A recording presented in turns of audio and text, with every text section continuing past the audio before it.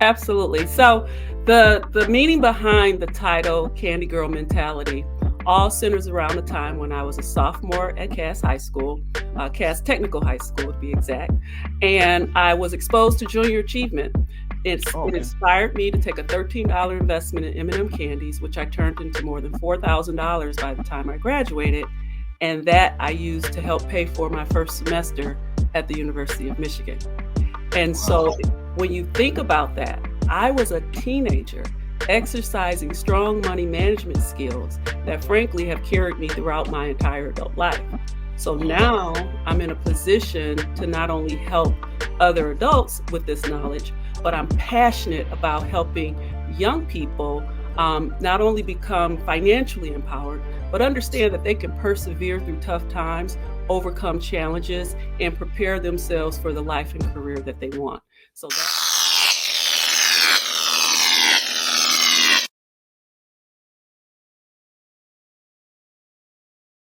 Well, good evening, everyone, and welcome to your next episode of the Detroit Metro Plug podcast. I'm Charles McKay, your host of the Detroit Metro Plug podcast, where connections matter. Each week, we bring you interviews of Detroit difference makers in the area of entrepreneurship and community involvement. And I'm excited about our special guest tonight. She's going to talk about her life in her new book, Candy Girl Mentality. So, those who are joining us live, I want to thank you for joining us live on Facebook at our Detroit Metro Plug podcast Facebook page. Those who are joining us live on LinkedIn at our Detroit Metro Plug podcast LinkedIn page, and also our marketplace group, the Detroit Metro Plug podcast marketplace. So thank you, thank you, thank you. If you're finding value in what we're doing, I encourage you to like, follow, share with your friends, family. We try to bring great, positive content each week, celebrating people in Detroit, think stories and people you may not even know about doing great things, making great contributions to our city and our community. So thanks again for those who are watching. Before I go into our guests, many of you know that I have the opportunity to serve as an ambassador to Black Leaders Detroit. And part of my role as a member is to share about what they're doing and encourage people to become members. They're doing great things in the city of Detroit. Today was the send off this morning for the Ride for Equity to the Mackinac Policy Conference. The Ride for Equity is to just bring attention to those who need resources, particularly Black and Brown people who need resources, help with nonprofit and also for-profit businesses. So it was a great turnout. So they'll be going up there riding their bikes as a group of people committed all the way up to Mackinac Island, which is a great feat. I can't imagine myself doing that, but I was able to serve as a volunteer. But you're able to support with $1 a week or $52 a year or $4.33 a month to help support African American business owners and African American led nonprofits. I'm going to show this quick clip to learn more about what they're doing. Black Leaders Detroit, they knew that during the time during the pandemic that Black businesses were going to be left out of any type of funding that the government gave, and they wanted to make sure that they were able to figure out how they could step up and help, because again, this is their community and they want to make sure that their community is still here when this pandemic is over with. And the only way you can do that is by offering support to your community. And so they stepped up and they did that.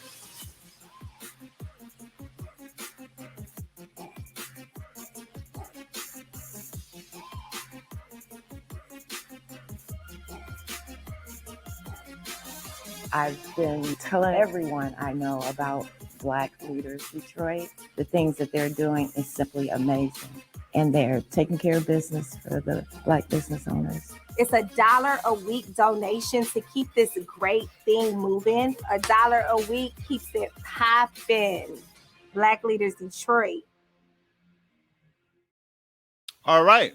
$1 a week, keep this great thing moving. $1 a week keeps this thing popping. So if you would like to be a supporter of Black Leaders Detroit, go to blackleadersdetroit.org and become a member. And you too can be a face of a hero. All right. So we're going to get into introducing our guests for this evening. Again, this is episode 76. So let me actually what I want to do is I want to show a clip of our guests, and then I'm gonna do an introduction, and we're gonna get right into our topic for this evening.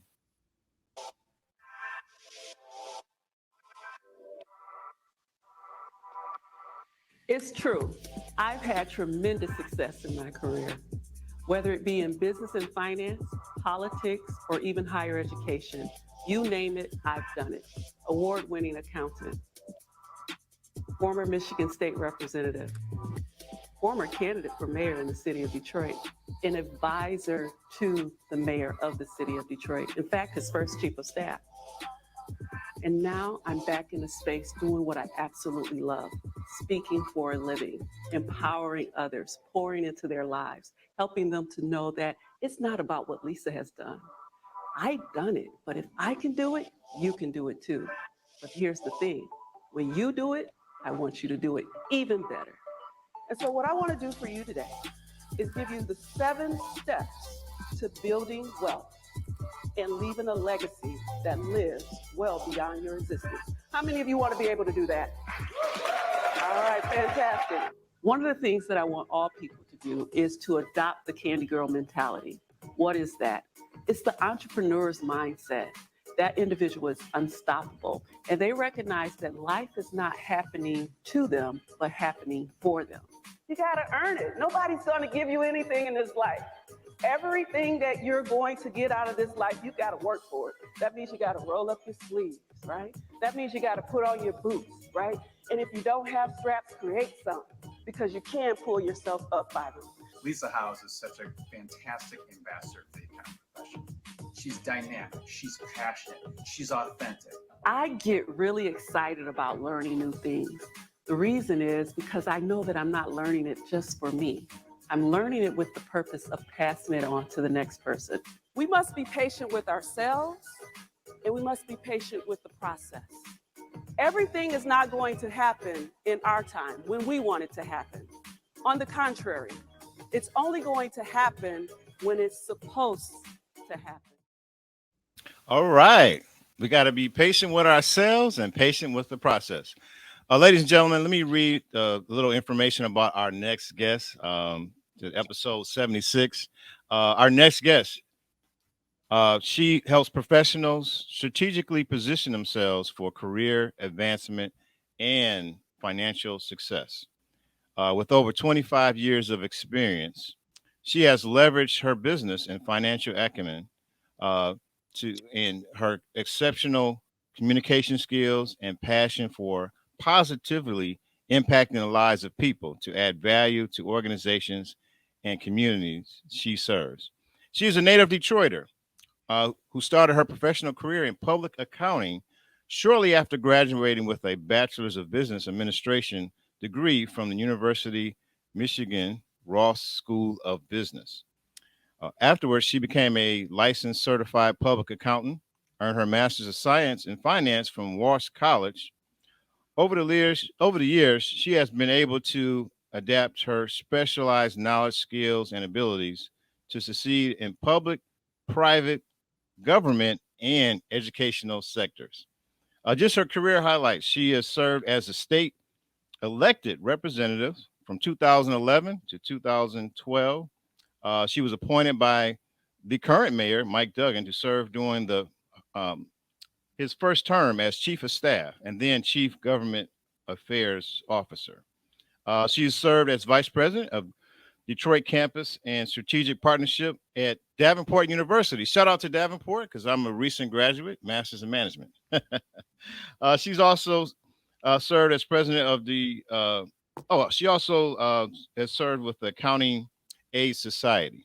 So, ladies and gentlemen, a lot of accolades, a lot of accomplishments. Ladies and gentlemen, let us welcome to episode 76, none other than Lisa Howze. Hello, hello, hello. How are you this evening, Charles? Yes, good. There's that music. There's that sound. All right. Before we go into your book and the Candy Girl mentality, I know we showed a video clip. I read a little bio. And so I got to ask that question that you don't like people to ask during interviews. which is Uh, who is Lisa Howze? Tell us a little about yourself. I appreciate that. Well, all of what the video showed, the things that you read in my bio, that's the public persona that people get of who Lisa Howze is. But I want to be able to allow you peek behind the curtain to see who I really am. So I am a sister. And when I say that, I don't just mean a soul sister. Like, I actually have siblings who are older than me. I am the original best auntie ever to a host of nieces and nephews. Okay. And I'm that person, that strong person that many people say you got to check in on. And Okay. so when you read my book, and I know we're going to hop into it here shortly, but I wanted people to get to know me on a different level, on a personal level. Okay. So I have been willing through this project to let my hair down and Okay. allow you to see some vulnerable sides of me, allow you to see some things that you never would have thought were present.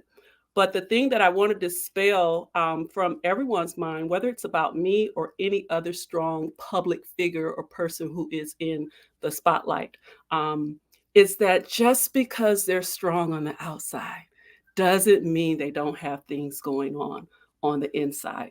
And so there, as you will get into the book, you'll note that I talk about removing the mask, right? And how, as women, we put on our capes and we put on our boots and we get ready to go into action to try to save everyone around us. But I want everyone to know, women particularly, that it's okay to remove the mask and you no longer have to suffer in silence. Okay. All right. Wow. Wow. Remove the mask.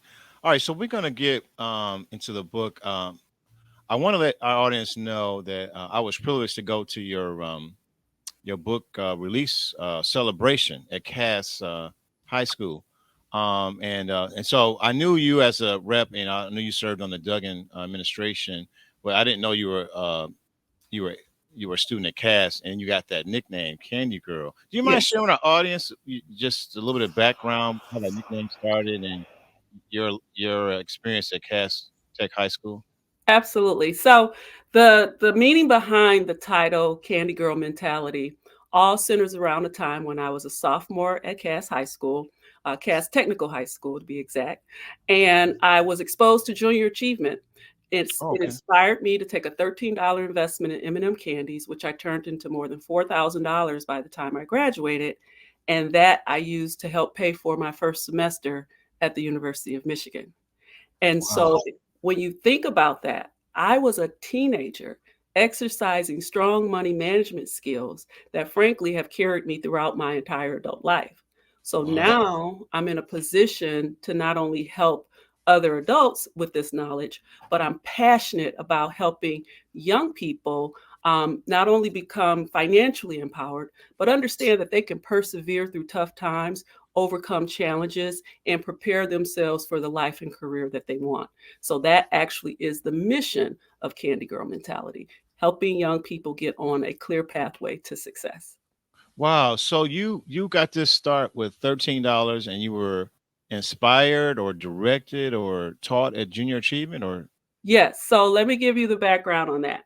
wow. So, Junior Achievement, for those who do not know, it is a international program that focuses on entrepreneurship, economics, and leadership for children ages K through 12, frankly, right?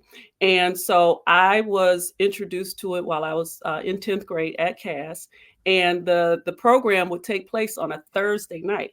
Now, for anyone who grew up in the 80s and early 90s, you know what came on TV on Right, Thursday night. right, right. What was it? Co- Cosby Show, a Come different on now, world, Cosby Show. a different world, Yes. all the So lineup of I missed all of must see those. TV. Yes, I missed a lot of those episodes because I was at Junior Achievement. Okay. So for kids my age, that could be seen as a big sacrifice. Right. But the way life turned out for me, it was a sacrifice worth taking. So what ends up happening, and you'll love this story. So what ends up happening is our assignment for my particular group within the program was to take a case of M&Ms and divide it amongst ourselves and go and sell them. So, okay. Right. I ended up with the larger box and 5 individual boxes of candy in it. Now, I could have easily taken those individual boxes, put it in my backpack, and just went to school the next day and sold them.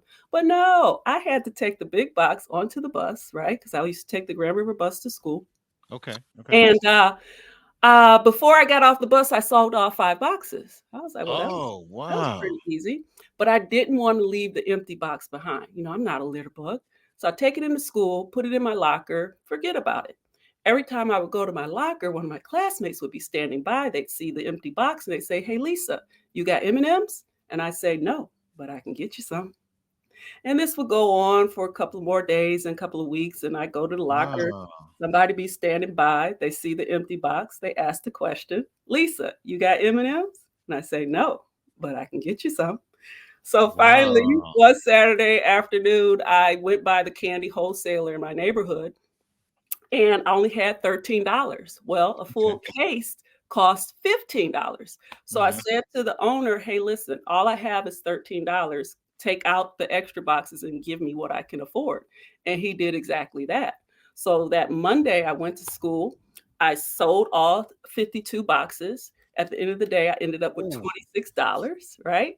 I Right. said I started with 13. I ended up with 26. That sounds like good math to me. I think Yeah. I'll do it again.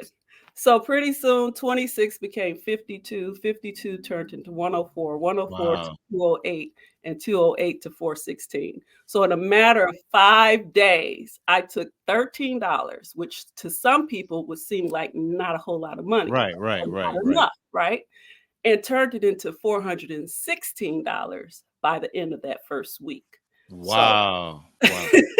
It's amazing. And I yeah, guess I mean, I don't know to use a street term. So you were slanging M&Ms and M&M. So what happened really quickly, that was like the first week. It was yeah. M&Ms.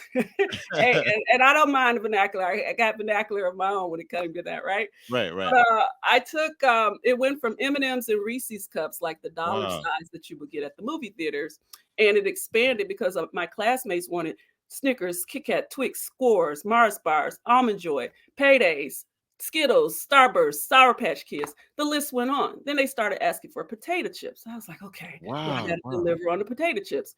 And then after that, it was like, oh, I'm a little thirsty and we need something to drink. So I started doing Faygo Pop and High C drink boxes. Wow. Now, did the school have a vending machine at this time? No. Oh, yeah, they had a vending machine, but those vending machines couldn't travel, right? Oh, you was a mobile. You was a Traveling, mobile yeah, store. Okay. You go to where the people were at.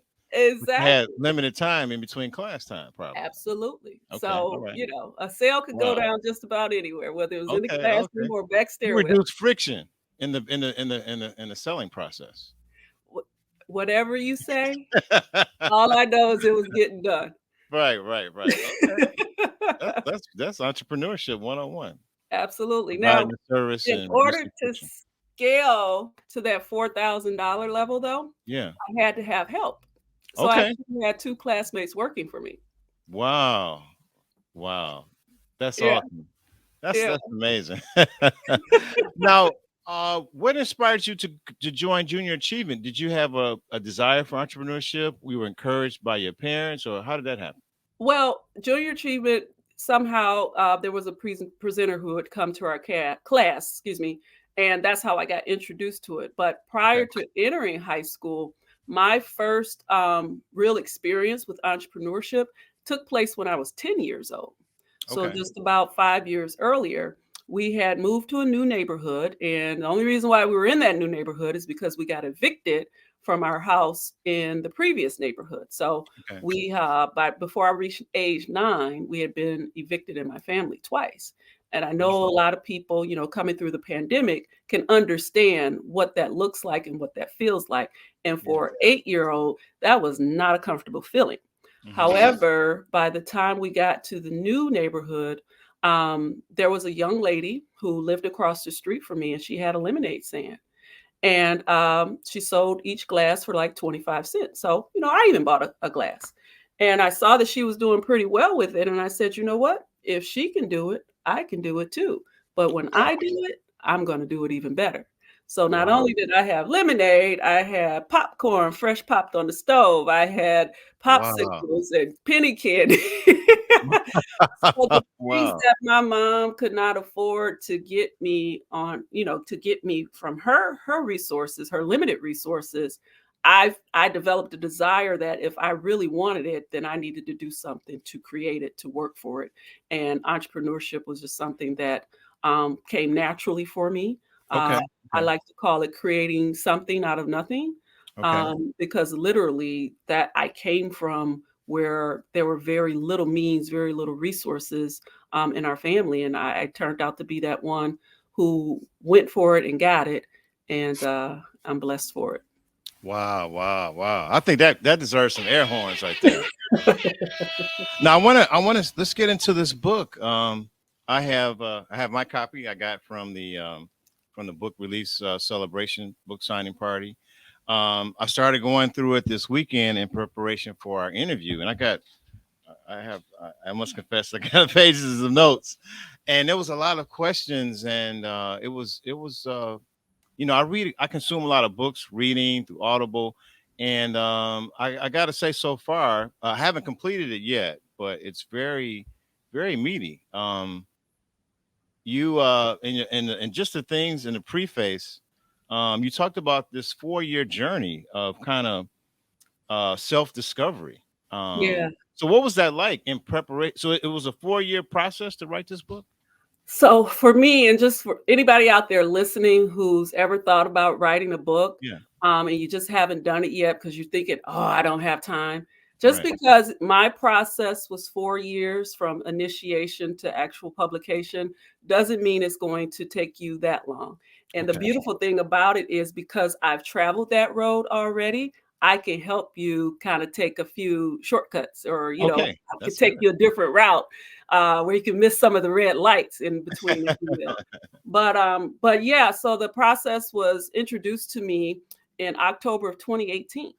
Okay. But the desire to write a book has been something that's been with me for over 30 years. I mean, Okay. I was in college when I got exposed to, I'm not about to say junior achievement again, but no, this time it was Amway.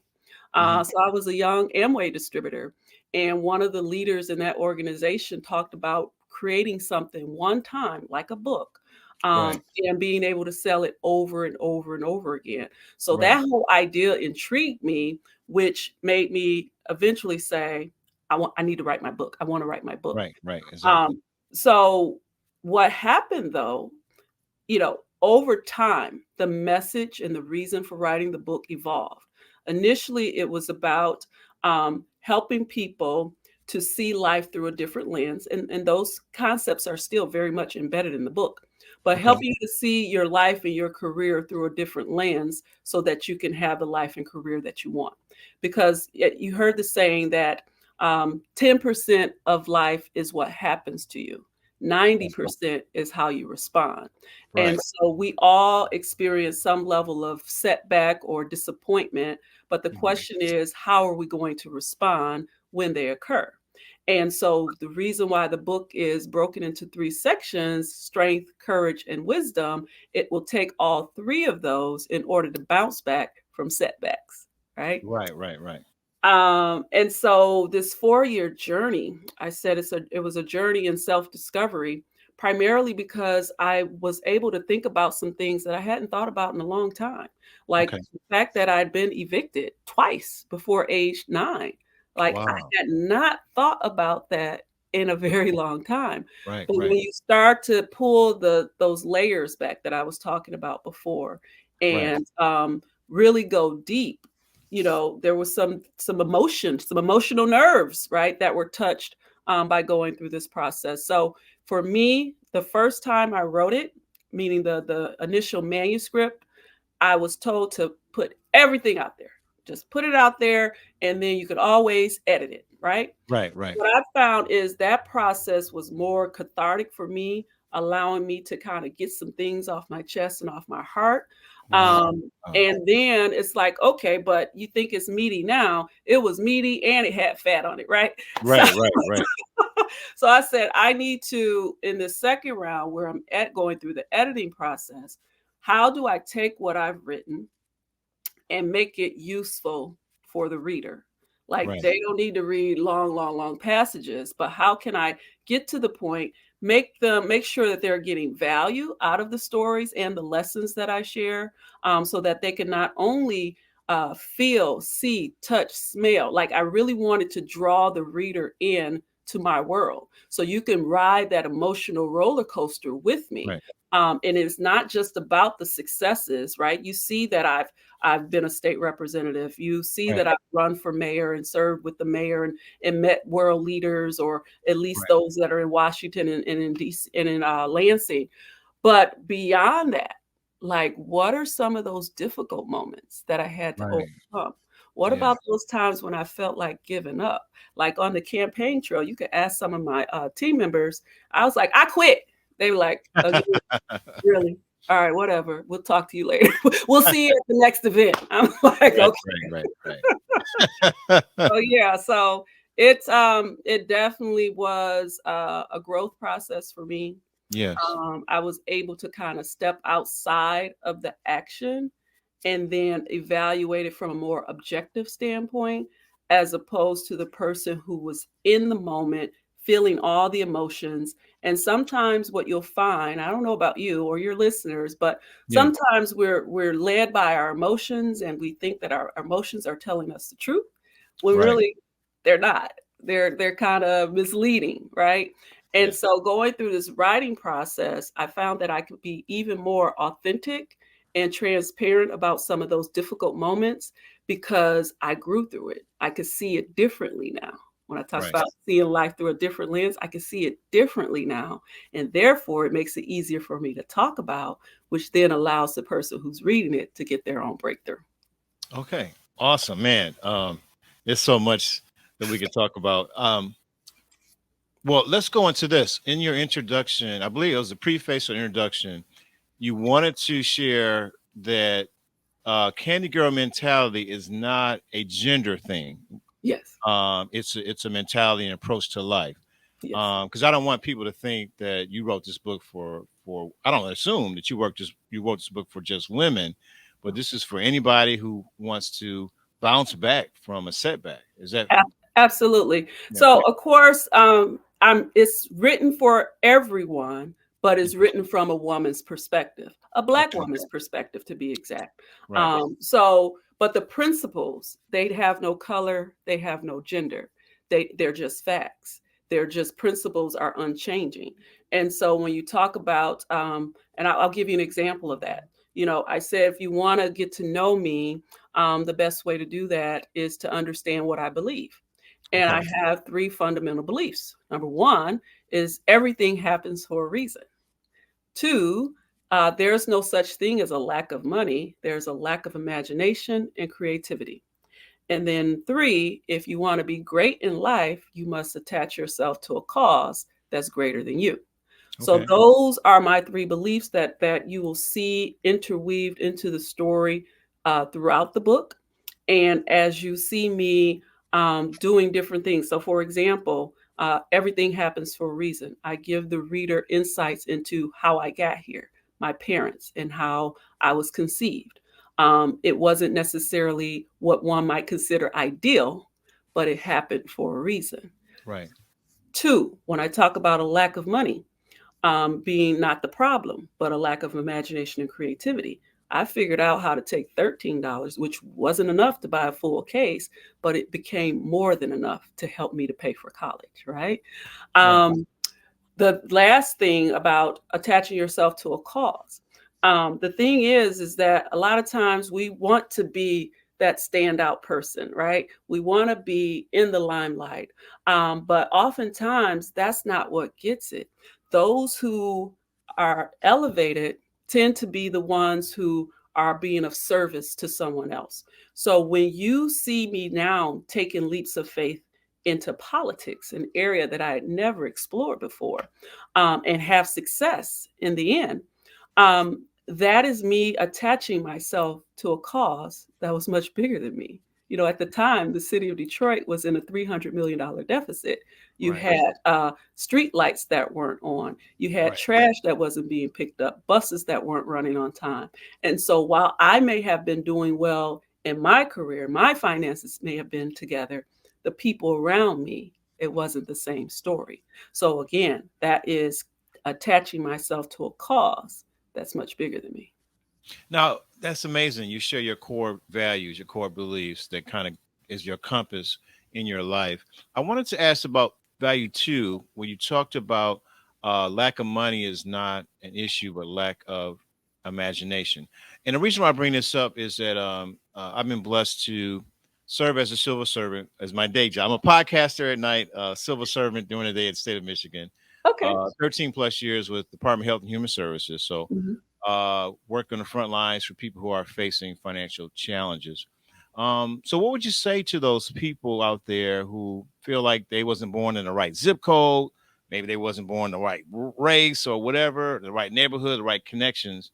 What would you say to those people in relating to this value that money is not like a problem when people face those kind of challenges? Well, my story is that example.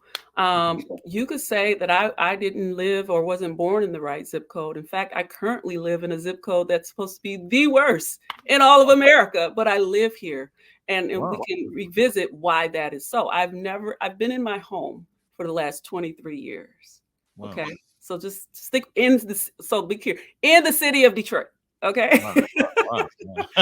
But so here's the thing.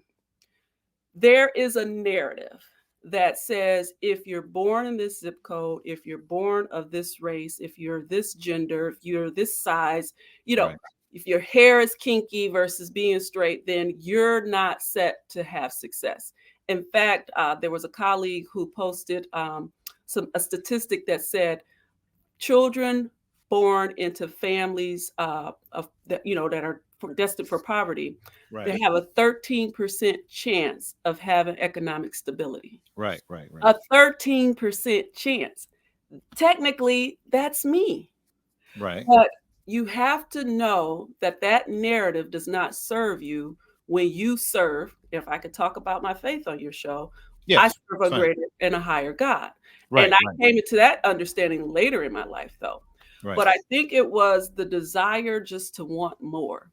And my desire to have more was not just for me to have more, because I believe that others could have it as well. So here's the thing. Most families who are born in those types of situations, they do receive support from agencies like the Department of Health and Human Services. Right. I do believe that there's a need for a safety net, right? Right. And I do believe that there's a need for a bridge to help you to get from where you are to where you want to be. Right. I think that what's important is that you have to recognize that they are just that, a bridge to get you from here to there, not necessarily a permanent state of life.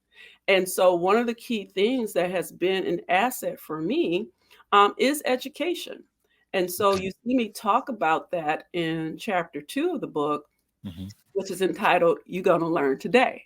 And the one thing that I touch on is kind of like the old adage that we're always taught, which is go to school, get good grades, get a good education so you could graduate and get a good, finish the sentence. Oh, a good job. Get a good job, right? Good job. Yeah. Yeah. Good job. So you get a good job so that you can earn a good pay, right? You Right, hope right, that right. you can earn enough money to take care of yourself, raise your Exactly. family, and live in a nice home. Like that's the American dream. Yes. But the thing that was left out, they left an ingredient out, right? You know, when you're baking, when your grandmother or your Right, auntie bakes that Exactly. cake or that peach cobbler, she's got Yes. that special zest, right? Yes. That she puts in there that lets you know, like, oh yeah, auntie made this or grandma made this, right? Well, it's the same thing when it comes to education, though. We were taught that formula, but the thing that was missing, the zest that was missing, that very few of the populace around us taught, is to not only work for money, but learn how to make money work for you. Okay. And so it's not about focusing on what you don't have, but making the best use of what you do have. And when Okay. you start from a position like that, you can have the life that you want.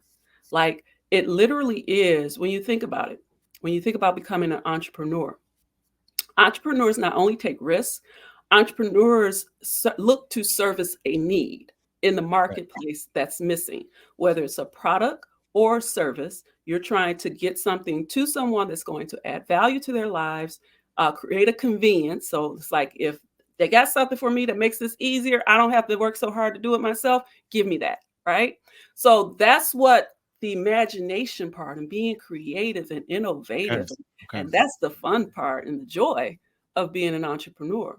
And so I think that everything that we need and everything that we want is already within us. It's just time to bring it out so that we could be productive citizens in society.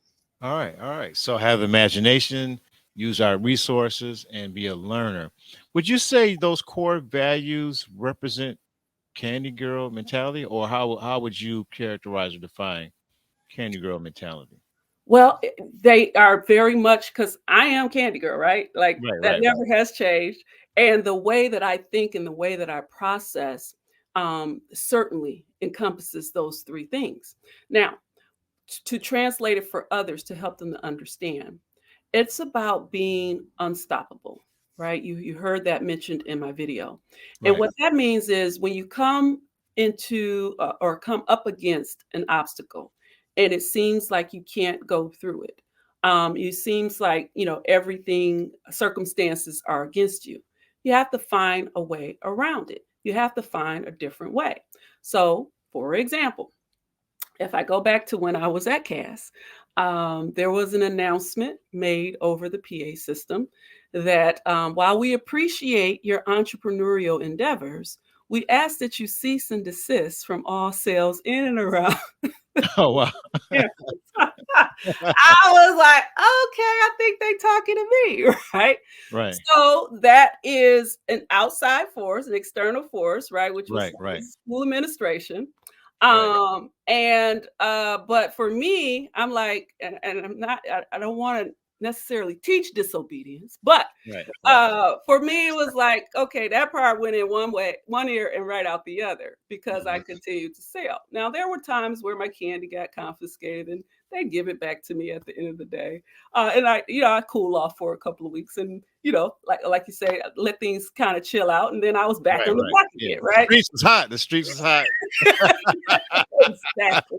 The streets was hot. So you The had to streets was hot, I had to chill. right. But that presented itself as an obstacle, right? However, the goal was much bigger than that. So I continued to persevere. Another example I may give you is that when I entered into politics, again, this was not an area that I was, comfortable in, versed in, had no experience in, no quote unquote name recognition, no uncle or auntie who had served in politics with the same name. And so therefore, I can kind of ride on that as my claim to fame. But what happened was in that first election, I did not win, right? So it was 168 candidates in the race. I came in 10th at the end of the day in the general election. So I was one seat away from getting elected to city council. And I lamented over that. I was sad and I was, just kind of distraught and was willing to give it all up. But then I got a call suggesting that I run for state representative. And when I agreed, well, first I asked, because I didn't agree right away. I said, can I still serve the people of Detroit? And they say, yeah. I said, okay, I'm in. So, and then I won that election. So what it is, when you think about the Candy Girl mentality, is how do you take a loss and turn it into a win, right? How do you seemingly appear to be defeated, but come back victorious? Right. Like that is a part of the Candy Girl mentality, that what seems to be a loss is really gain. Wow. How you take a loss and learn from it and see it as something, as a gain. Wow. Absolutely. That's I mean, there's a lot of parts of the book that I found quite intriguing. And I noticed you had it broken into 3 sections: strength, courage, wisdom. Could you elaborate on that, on how that was set up? Yeah, so Strength, Courage, and Wisdom, as many of you, some may know that is like a song written by India Ari. So Oh, okay. it's a great theme song that goes along with the book. Okay. But from a structural standpoint, uh, I want you to think of strength as kind of like the foundation, right? So you will see it discuss my early childhood and kind of like that progression from being a youth to high school when I became Candy Girl, off to college, the beginning part of my career, and then, a difficult moment in my life when I lost my mom. Hmm. And so those things kind of helped to shape me, right? Those various experiences created the foundation for who I am, where I learned these different values, where I started to adopt different ways of viewing life, right? Whether from a personal or professional standpoint. And the transition point happens when my mother passes away. And that chapter is called Pain Has a Purpose. So we just celebrated Mother's Day last week. And my mom, so like the month of May is like two Mother's Days for me, because you have the traditional Mother's Day for everyone to celebrate. But then my mom's birthday is in a few more days. So this month. But nevertheless, when you experience loss like that, it's a different type of loss, the one that seemingly you can't bounce back from. And it's not like losing a job or losing money. I mean, this is the woman who gave me birth, right? Who birthed me into this world, and there was no getting her back. But her spirit still lives within me, right? So like the funny thing is,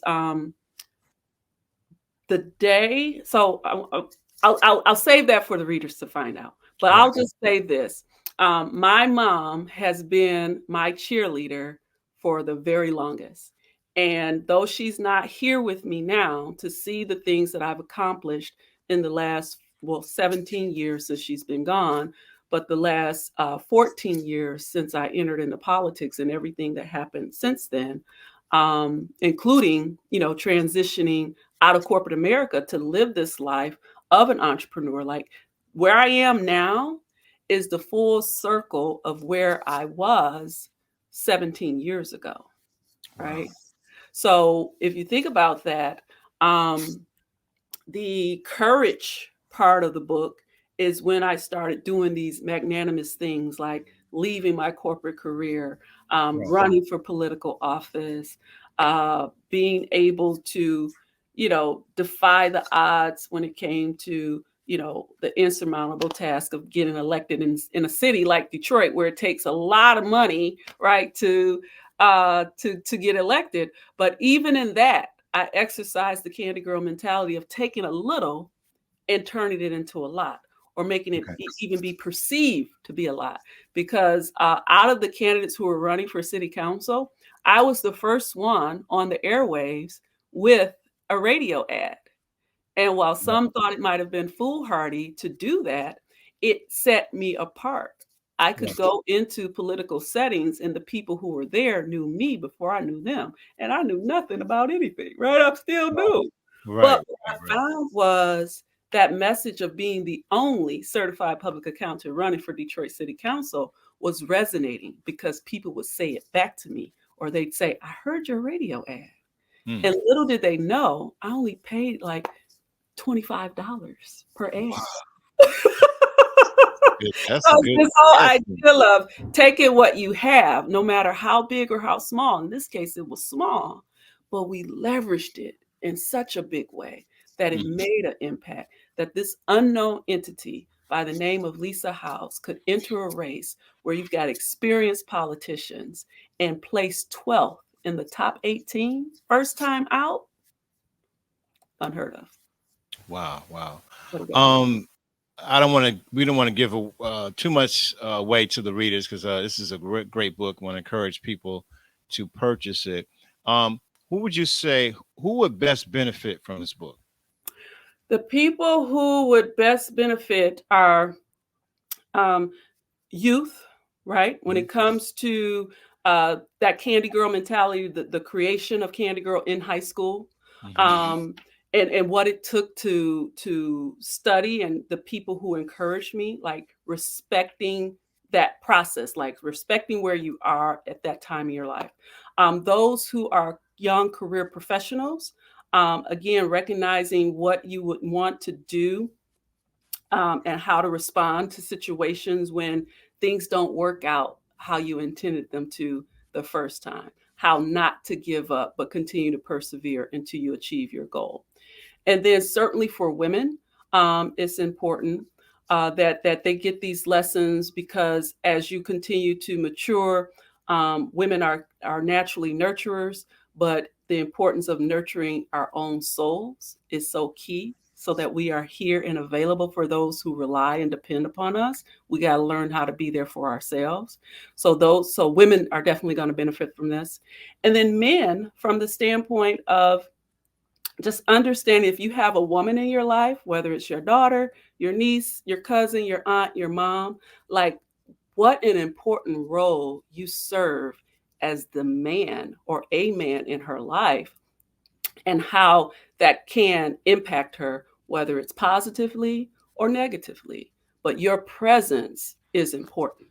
And so I think everyone can gain something from reading Wow. Candy Girl Mentality. That's awesome. I know we have a QR code that was in the flyer and the thumbnail here. So what's the best way people can purchase a book Yes. for those who are viewing this episode? Absolutely. So you can go to candygirlmentalitybook.com, candygirlmentalitybook.com. For those of you who are watching this live, the link will be available. Well, the link is available. You can order the book, but I'm going to give you a special discount that will expire at midnight tonight. Right. Okay. So this is just for a short time only. Okay. Those who actually respond, who take advantage of this moment while the moment is here, will be able to get a 10% discount. Okay. And so that code, and it'll be available when this recording goes off, but that code will be DMP10. So for Detroit Metro Plug 10. So it'll be a 10% discount. For those of you on this live, you have till midnight tonight, 10% off Candy Girl Mentality book. Hey, this book, I'm telling you, I'm getting into it. It's a great book. It's been some great insight and encouragement to me. So definitely you guys want to get into that. We're going to go into some things you're doing now and how people can work with you directly. But after this quick announcement, then we'll get into what you're into now, what you're doing as far as from entrepreneur business, and what other services you have available to the community. Just 1 second. All right. Hey everyone, this is Charles with Detroit Metro Plug Podcast. If you are finding value in today's video, I invite you to subscribe, like, and comment. We would love to hear your feedback.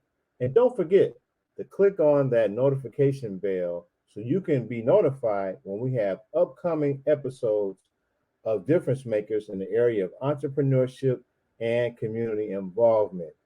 If you're interested in being a part of our Facebook networking community, I invite you to click on the link to be a part of that community. This is a place where you can network with like-minded people and a chance to share about your product or service.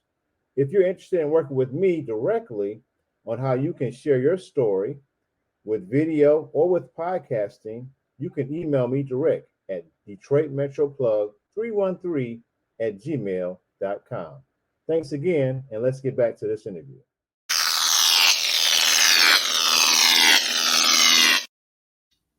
All right. Thank you.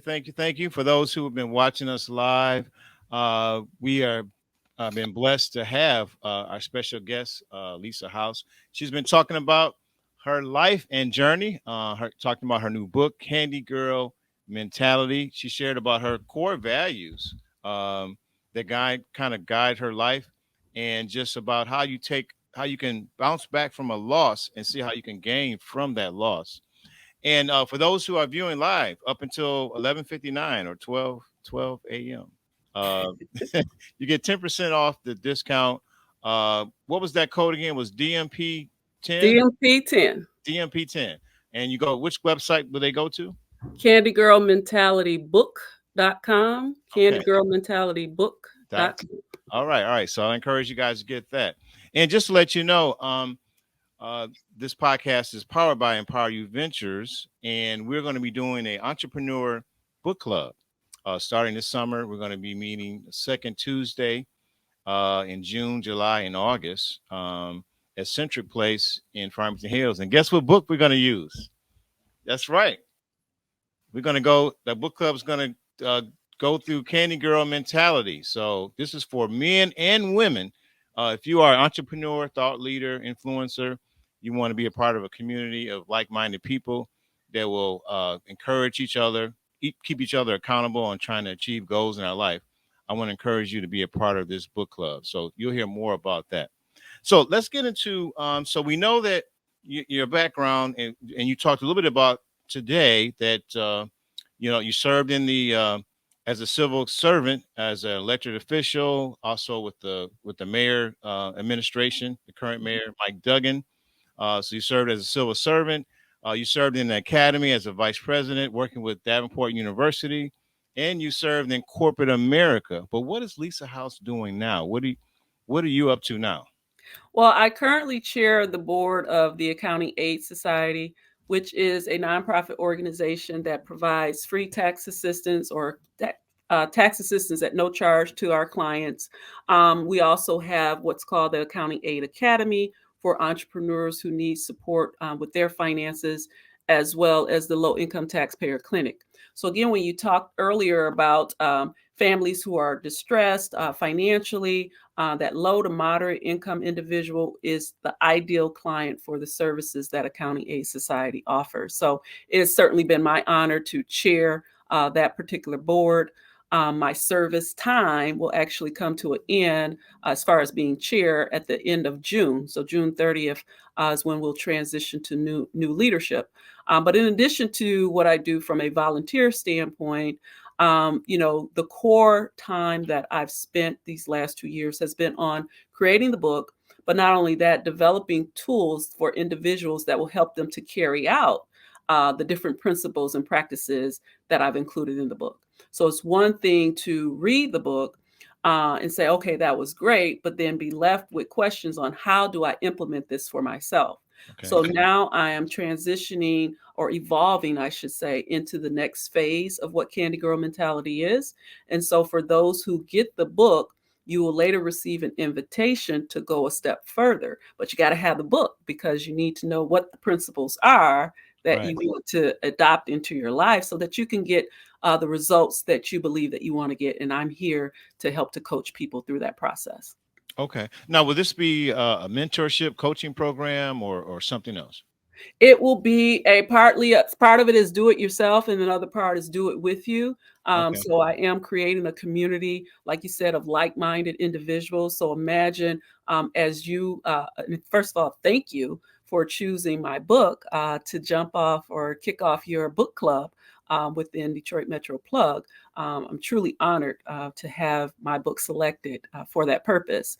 And so, with the connection and the combination of that community being created, they will fit nicely into what I'm calling the Bounce Back Nation, right? And so this, again, is a group of like-minded individuals who want to use strength, courage, and wisdom to bounce back from those setbacks in their lives as well. Okay. And you are a speaker as well. You a keynote speaker at organizations, functions. Yes. So one of my passions when I left my corporate career 17 years ago, it was to do just that, become a speaker and a trainer. And Okay. when I am able to speak to an audience, pour into the lives of people, help them to believe that they can, achieve whatever they want to achieve, if they set their mind to it. But now it goes beyond just that motivational talk, but giving them the tools to be able to actually do that, to take those two in combination is where I am now. So people who are viewing this, if they are inspired to work with you directly, or maybe want to receive some coaching, or maybe even they have the book in themselves that they want to write, and you can guide them in terms of that. What's the best way they can work with you? I have listed here some ways to reach out to you. Yes, a lot of people connect with me through LinkedIn. There is my IG page, and then you have the website listed here. Those things, those are all great ways to connect. I would say when you go to the website, there's an inquiry form on the Book Lisa page. That's or even the contact page. When you go there, you can put in your subject and type a small note to let me know what your interests are, and then we'll go from there. Okay. All right. Awesome. Awesome. So those who are viewing live and who will view the playback, there's her contact information. And then the website, if there's, I don't know if sometimes we have organizations, businesses that are looking for presenters or speakers, or maybe looking for some type of training and leadership or development. So we have the Lisa Howze. Her information is here, so you can reach out to her. So we encourage you to do that. As we wrap things up, do you have any announcements that you want to share with our audience before we close out for tonight? Well, I want to leave people with the mission once again. Okay. My mission for Candy Girl Mentality is to reach 1% or 150,000 young people over the next 3 years by using my book as a tool to promote entrepreneurship, financial empowerment, career readiness, and life readiness skills. And so, what happens is when individuals or organizations become a bulk book order partner with me, we allow us to achieve the mission, make the mission go further faster is what I want to say. So there's one way that people can immediately make impact there is when you also go to candygirlmentalitybook.com, there is the option to support the mission and donate a dozen. And what that allows me to do is to put copies of the book in young people's hands at no cost to them, thanks to the generous support of those of you who say, hey, Lisa, I'm willing to donate a dozen. And so I thank you in advance for joining those who have already done that. In fact, this week, I'm going to be giving some books to some students. And I'll let you kind of stay tuned to see that announcement and where those books are going. But it's something I'm truly committed to, because I think that at this age and in this generation, they need these tools and these resources to help them to know that they can be successful and they don't have to be a statistic, and that they can actually achieve in life. Now, to support the mission, do we go to the iamlisahowze.com, or is there another website for that? It's the same as candygirlmentalitybook.com. Oh, So, same. Okay. yep, Okay. because And it's all being generated from the book, that Okay. is the focal point. Okay. So not only will you be able to purchase your individual books there, you'll Oh, be okay. able to purchase bundles as well as support the mission. Okay. So that's Yep. candygirlbook.com. Candy Girl Mentality Oh, Book. candygirlmentalitybook.com. Book.com. Okay, Absolutely. support the mission. Okay, so I want to encourage everybody. If you have your book, get your book. If you don't have it yet, if you have it, also donate to this great work so we can put this book in the hands of young people that will transform their lives. Well, Absolutely. I just want to thank you I know you're a busy lady. I appreciate your time. I know you're doing great things, and we appreciate your service. In the as a civil servant in the academy and corporate, and using those experiences to help other people. We definitely appreciate that. Absolutely. It's my pleasure. Yes. All right. Well, thanks again for your time. And that concludes our podcast for this week. I want to encourage everyone. Next week is the holiday weekend. Hope you enjoy your family and friends and have a safe holiday. Don't eat too much ribs and barbecue chicken, and be nice to each other. Okay. So be nice to each other. So that concludes our podcast. I want to say good night to everyone and see you next time. Have a great week. Good night.